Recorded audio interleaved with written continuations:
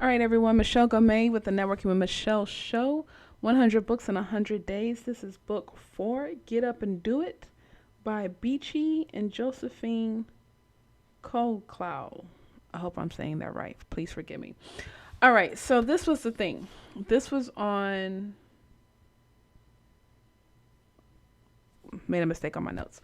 All right, so day 4. So this, I must have been having a tough day or whatever.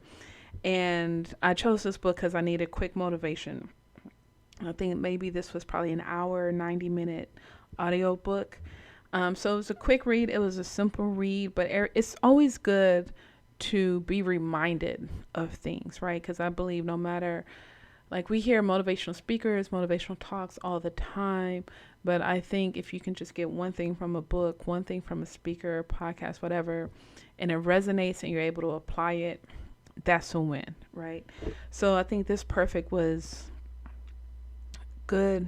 I think the timing of this was good for me. I got to do so many recordings on just the strategy, the flexibility, time management when it comes to this. And I don't know when I'm going to get to that. But basically, Get Up and Do It. Quick audio book. It's on YouTube. I'm just going to go over a few things. Basically, talked about research your goals, plan your goals. Sometimes people fail because they expect too much of themselves, and it's important to set realistic targets. And I think that is me. Oh my God. And when I'm making my goals, when I'm putting these numbers together, it seems very doable and possible, but I don't account for the variables, right? I don't consider things that may be out of my control, which last year I tried to do 100 media interview challenge, right? And I thought it was going to be easy. And there was just so many things out of my control that I wasn't mindful for, which is like I did several interviews. Like I probably did 100 interviews of me talking, but I can't control when someone decides to launch that podcast or when they decide to release that episode, if they decide to write that blog, write and publish that blog, right? That's out of my control. Hence, I think the beauty and the challenge of the 100 books, because I can control this. For the most part, I can control my schedule. And whew, it's a BHAG. It's a big, hairy, audacious goal. But I think it is realistic. And if I can get through this, I can do a lot, right? So with that, set realistic targets, set micro goals between your defined goals. Set your goals with the right frame of mind and energy levels. That's an important thing. Burnout, man. Okay, self-care. Whew. Are there any anchors holding me down mentally or physically or socially? That's important. Just considering, am I capable of doing this? And once again, going back to the book challenge, whereas when this came to mind in the beginning of November, I was like, January is around the corner, New Year's resolution, 100 days from January.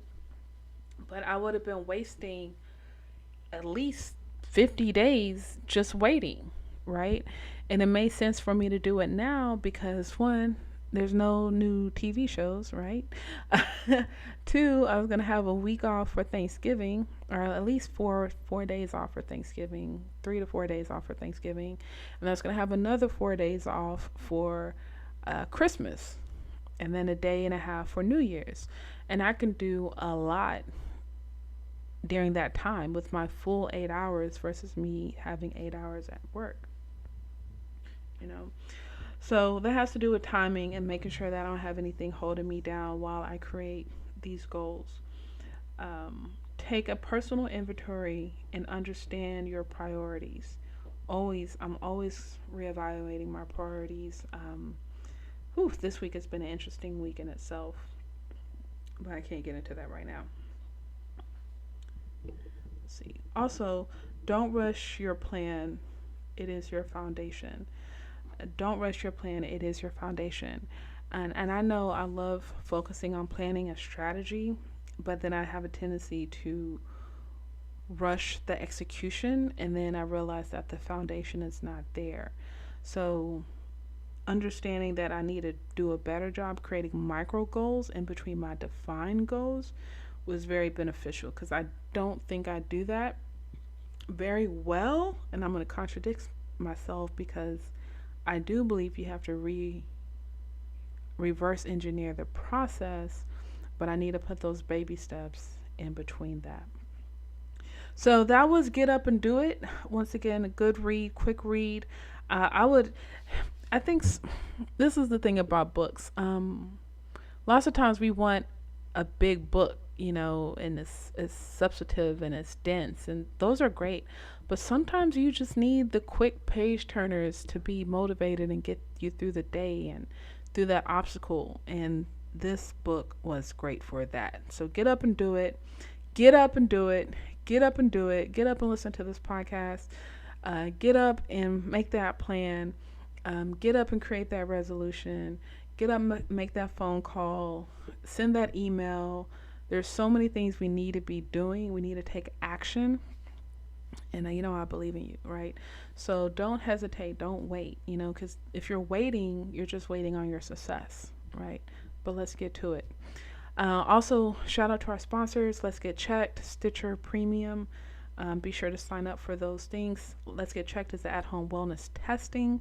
Get 20% off with the discount code NgomeCares, NGOME, NgomeCares. And Stitcher Premium, for as low as $4.99 a month, you get ad-free radio and podcasts. So be sure to check out those links in the show notes, as well as links to the book and the audio book. And remember, I believe in you, and a personal connection leads to an influential network. Thanks for networking with Michelle.